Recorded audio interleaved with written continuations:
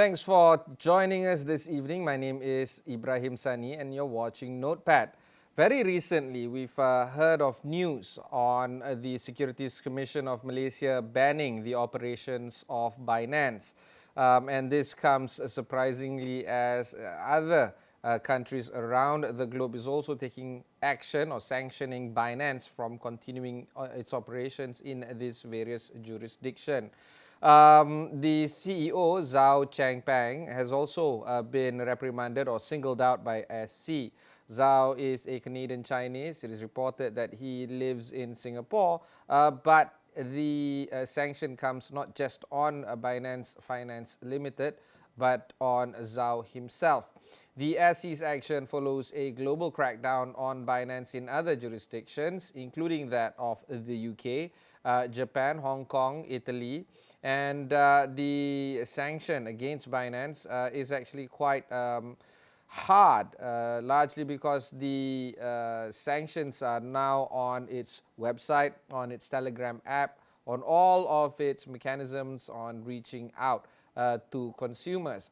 In Malaysia, there are a lot of customers from Binance, and we are here trying to find out how customers in Malaysia, how Binance customers in Malaysia can navigate through these very trying times. Joining us for this evening is Han Liew, the co-founder and director of ringgitplus.com. Han, thanks for taking the time to speak with us. Now, before we jump into the whole opaque world of cryptocurrency and what it is and all that, we have to take a step back and try to understand a little bit better about the history of asset classes. All the way from the stocks of the 1700s to derivatives in the 70s, and now this new asset class, so to speak. So let's talk about investments in various asset classes all the way until cryptocurrency. Han. No, sure thing, Ibrahim. Thanks for having me on.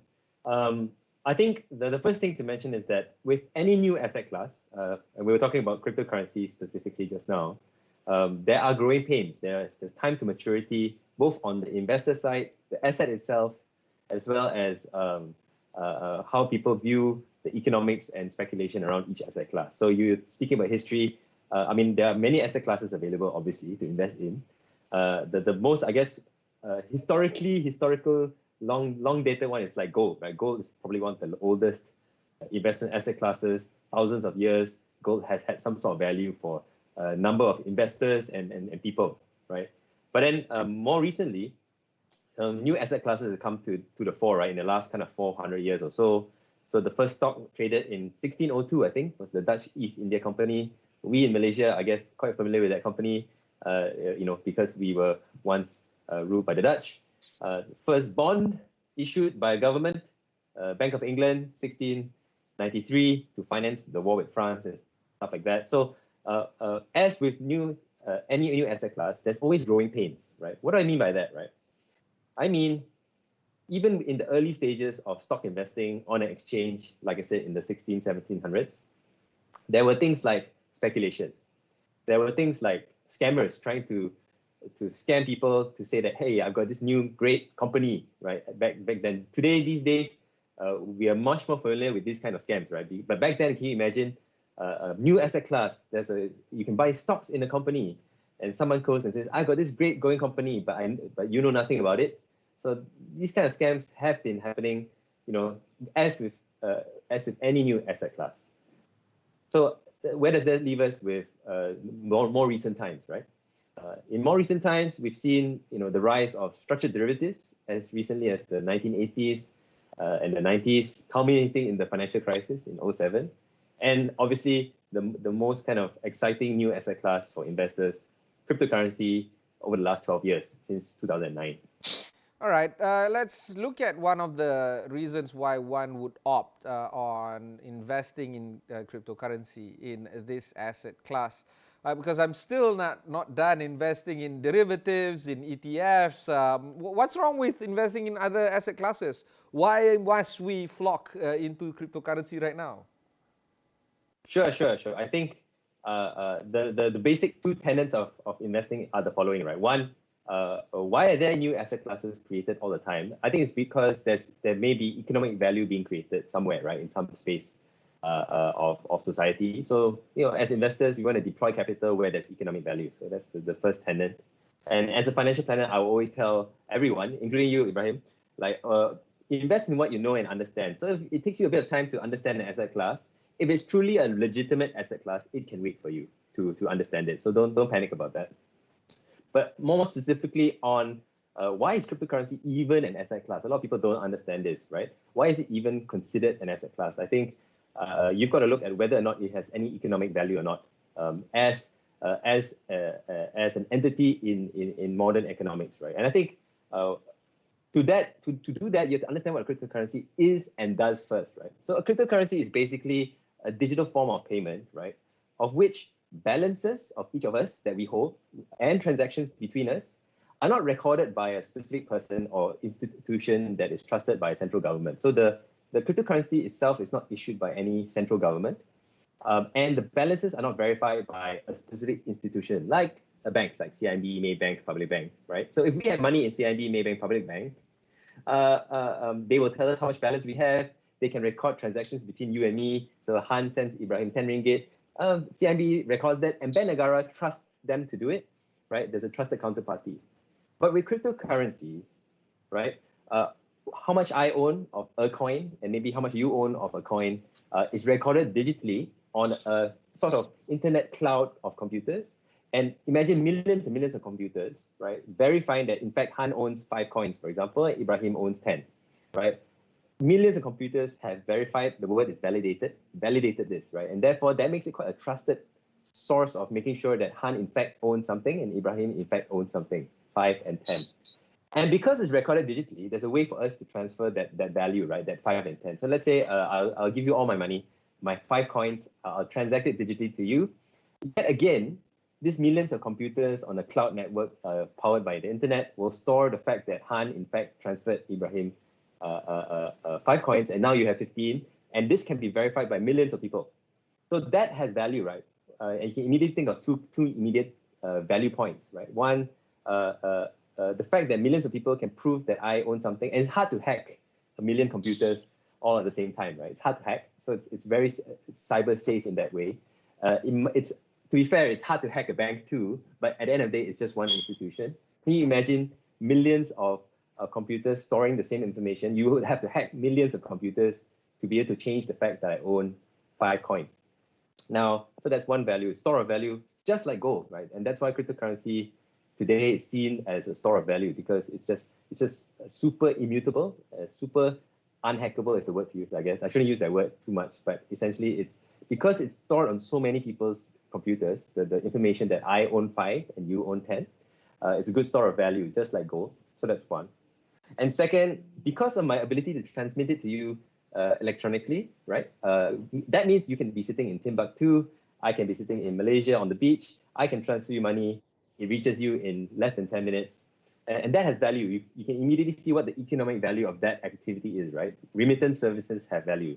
People like Western Union, TransferWise, they churn trillions of US dollars worth of currency every year around the globe, and they take a small fee, but that has value. So that's the 2 utility values that, among many, that cryptocurrencies are starting to have, right? And because of that, there are then speculators, right? So there's the third portion, which is there is some speculative value of a new asset class, which drives up and prices up and down.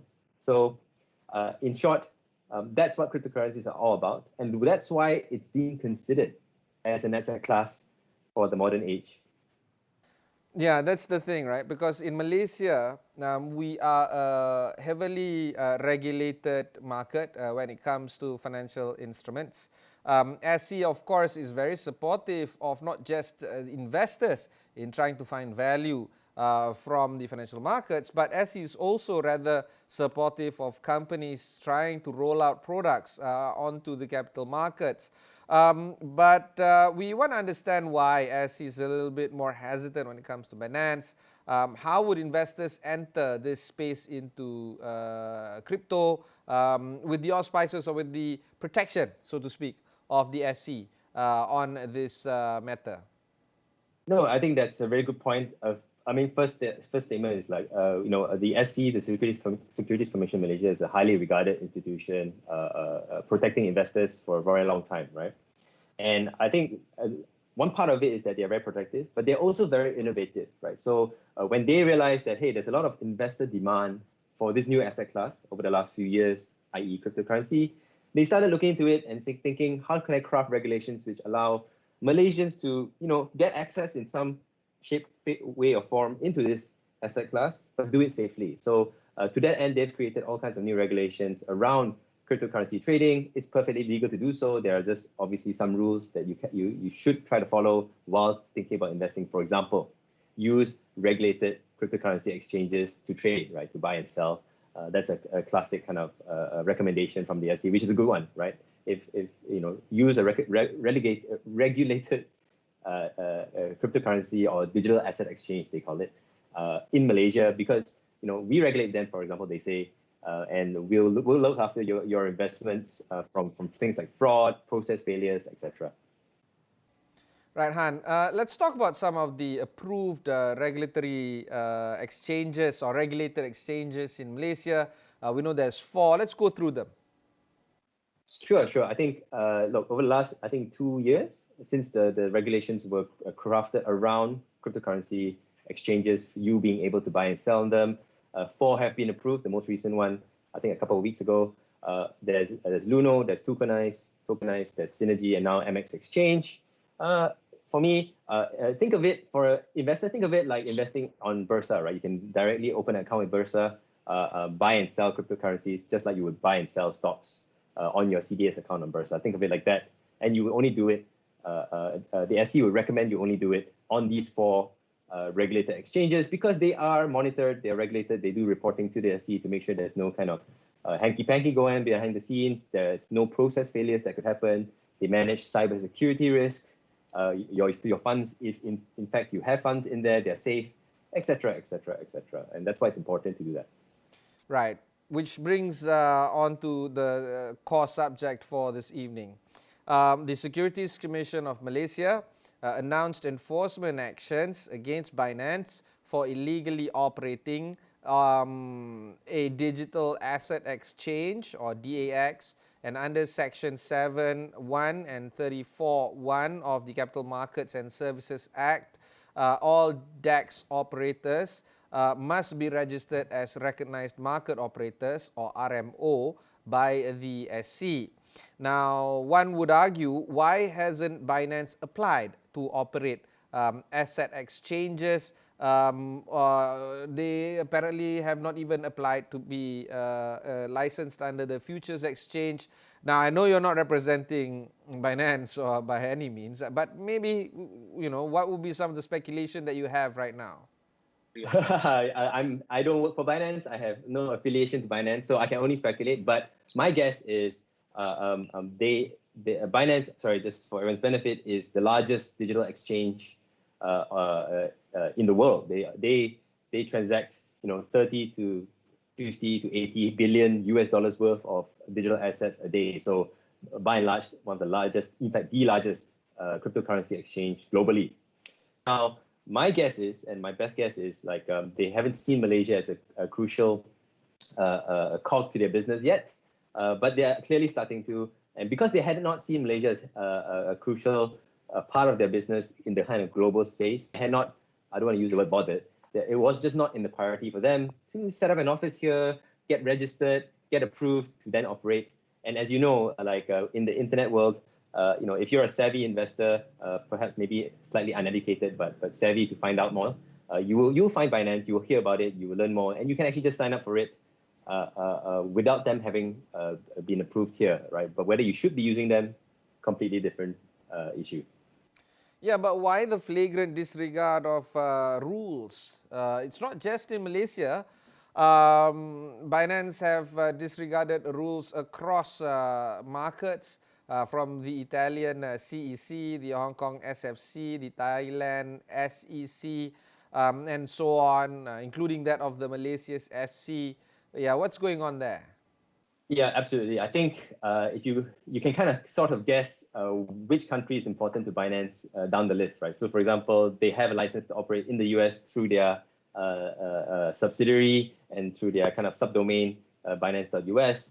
They have a license to operate in Singapore through the Singaporean subsidiary. And if you are a Singaporean sitting in Singapore trying to access Binance, you get the Singaporean version, which is approved of Binance. So clearly you can see where their priorities are in terms of financial markets. And I suspect they'll start going down the list and start coming back to the real world in terms of realizing that if you want to operate a business, even though you're a global business, if you want to operate business in various jurisdictions, you need to get permission from the regulators in those jurisdictions. And my sense is it's just a matter of time before they just knock off the list where they can and where they're allowed to, one by one.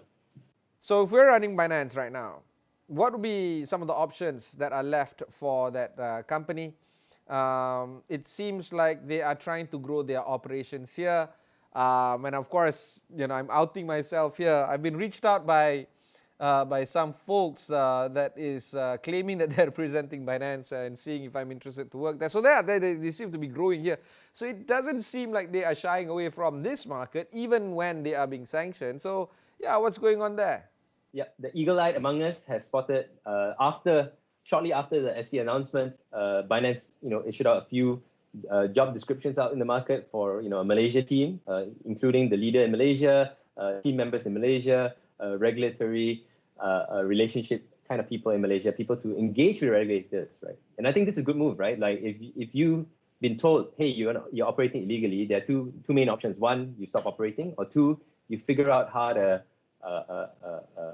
regulate yourself, essentially, get regulated yourself to then continue operating. And I'm quite pleased to see that because clearly Malaysia has a thriving cryptocurrency interest market. That's kind of a good signal for me that we're kind of important enough to a global player, to then apply for approval here, or at least take the first steps towards applying for approval here. As to whether you should join them, I'll leave it to you. No way. But for me, if you ask me, regulatory relations becomes one of the most important things for anyone trying to operate a capital markets business, including a cryptocurrency exchange. Okay, Han, we'll go for a short break. When we come back, we'll discuss what are the options left for Malaysian customers of Binance. That's coming up after this break.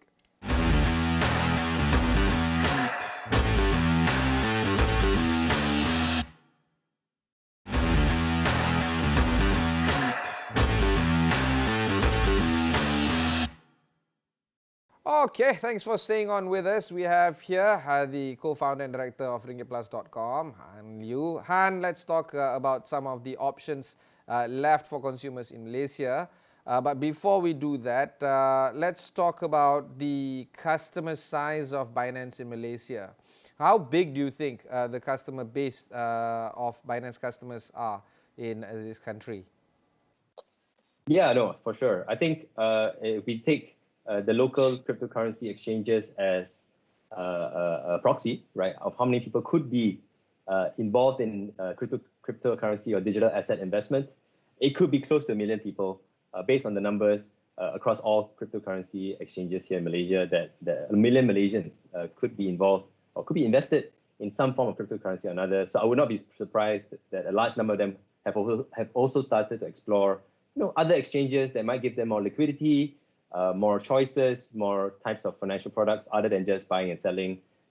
So it's not a surprise that the SC will have to come down and say, hey, look, like you're clearly servicing a large number of Malaysians and you're doing it illegally, so we're gonna have to do something, and rightly so, right? And so I mean, just a bit of background.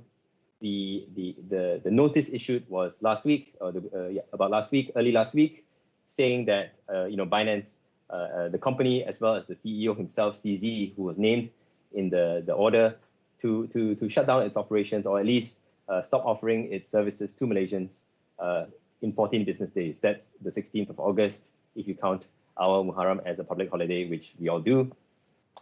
So by the 16th of August, Binance has been ordered to stop offering its services to Malaysians. This can mean a number of things, right? It can mean the SC ordering Binance to stop allowing Malaysian IPs to access Binance.com and any of its associated websites and applications on mobile, as well as any other kind of marketing operations here in Malaysia, either through chat groups or social media. So that's kind of what might happen. That's what, has been told by the SE to Binance to happen by the 16th. And for investors, the SE is recommending that if you have funds in Binance, to remove them, to get them out of Binance somehow, and we can talk about the various options and the other risks shortly as well. Yeah, which nicely moves into the options of Binance customers in Malaysia. And let's troubleshoot one by one. As a certified CFA holder, one that has actually passed all 3 papers, unlike me, for instance, and of course a CFP to boot, a chartered financial planner or certified financial planner, what would be some of the options for customers of Binance in Malaysia? Do you think that customers should take their money out of Binance? Yeah, good point. I mean, there are many options, right? One is, and the most controversial one is to, I guess, keep your money in Binance and hope nothing goes wrong. I'd say that's a very risky option, not just because there may be local enforcement action taken on Binance, i.e., blocks from the ISP to the websites and apps. Blocks on the MCMC site for your OTPs for a Malaysian phone number. So those things might happen. I mean, most people know that, and they might have some ideas of how to get around that. But what you might not be able to get around is Binance themselves deciding that they might want to comply with the SC order, right? And say, hey, look, we want to operate legally, properly in Malaysia, regulated. But to do that, we probably have to stop for a while and get ourselves regulated. And if that does happen, then your funds may be not at risk, but the access to your funds may be at risk for a period of time while they get themselves regulated. So that might happen, right? So I'd say if you were being a rational, kind of logical investor, you think, okay, look, like they might get legalized here in Malaysia, but for now, it's best that I move my coins over or my assets over to to either my own wallet that I own and I can control myself, i.e. not on the exchange, or move it over to a local exchange and only on its native blockchain. So there's a bit of technicality there, but just to keep it safe, move it to a local exchange using the native blockchain. So Bitcoin to Bitcoin, Ethereum to ERC, Litecoin to Litecoin, etc., etc. So these are a few options. 1, keep it in there at your own risk. 2, move it to your own wallet, whether it's hardware or software. Or 3, move your coins to a local exchange that accepts the coins, those coins that are accepted. What about access to funds? Would Binance customers in Malaysia still have access to their funds in Binance even when the SC has sanctioned a move to block all access to their website, to their Telegram app and so on? Do customers still have money if they leave it in Binance? Yeah, so that's a really good question. I think the message here is simple, right? Binance is a global, the largest global cryptocurrency exchange, and it's actually more than just an exchange now. It has all kinds of financial services. So they're unlikely to just throw away your coins. They're unlikely to just run away with your funds. So your funds themselves should be safe. However, given the current order from the Malaysian SC to Binance and how Binance themselves might react to them, and keep in mind, Binance knows who are Malaysians who use Binance, right? They know who are the Malaysians in their customer base. They might decide to follow the order. So your funds are safe, but the access to your funds might not be. So the best analogy I think about it is, imagine if bank branches are closed and suddenly online banking goes down for a while. Your funds should be fine, should be safe in the banking system, right? But your access to those funds might be severely limited at some point in time after the 16th. So that's a bit of risk there. All right. Some of us are very errant. We want to bypass rules even when it's clearly illegal to do so. VPN, for instance. Yeah, customers might want to try to use VPN and access Binance. Do you think they can? In fact, I think the more important question here is, do you think they should do that? As in both good questions. I think I don't know when it's going to happen after the 16th. Or whether it's on the 16th of August itself. But at some point, I do predict Binance.com and the apps will no longer be accessible by Malaysian IPs, either because the SC requests the MCMC to take some action there, or, and this is the important point, or Binance themselves decides to say, hey, look, I know who the Malaysians are. I don't want to fall foul of the SC's rulings because I do want to get regulated here because, look, I'm hiring people. And they themselves might stop your access. So there's a risk there for those clever VPN users that on the ISP side, i.e. the internet side, you should be fine. But what if Binance themselves decides to comply, which I see there's a slight risk for them too, given that they're actually looking to hire people here to get regulated. It might not be the 16th, it might not be the day after, it might not be the week after, but certainly at some point, if that's their intention, they will certainly comply. So even if you had a VPN, keep in mind, Binance knows you've done your KYC with Binance. They know who you are in terms of whether you're Malaysian or not. And for me, that's a crucial risk. So if you ask me, you're doing it at your own risk. And it's not just the risk on the Malaysia side, but Binance itself. Okay, Ringgit Plus has the Ringgit Plus Academy. There's also other resources online. How would you advise investors on the way forward when it comes to educating themselves and making themselves a little bit more ready in investing in the world of cryptocurrency? Yeah, I think cryptocurrency was kind of not a taboo subject up to as recently as a couple of years ago, but it's a legitimate asset class. It's been legitimized by the SC themselves saying, hey, look, we consider this a security. It's not a mode of payment. It's not legal tender, but it's a security. You can consider investing in it. So there's no reason why certified financial planners such as ourselves should not get really clued up on this asset class so we can better advise customers. And we can certainly push some parts of the advice, at least in terms of education, via our social media and online platforms such as Ringgit Plus. We have Academy, so if you're interested to learn more, we're happy to have that session with you, either through a one-on-one basis on Ringgit Plus Advanced or on a group basis with Academy. Ask your HR team, we're happy to help. All right, thanks, Han. That was Han Liew, the co-founder and director of ringgitplus.com. Thanks for taking the time to speak with us. Until then, thanks very much for watching and goodbye.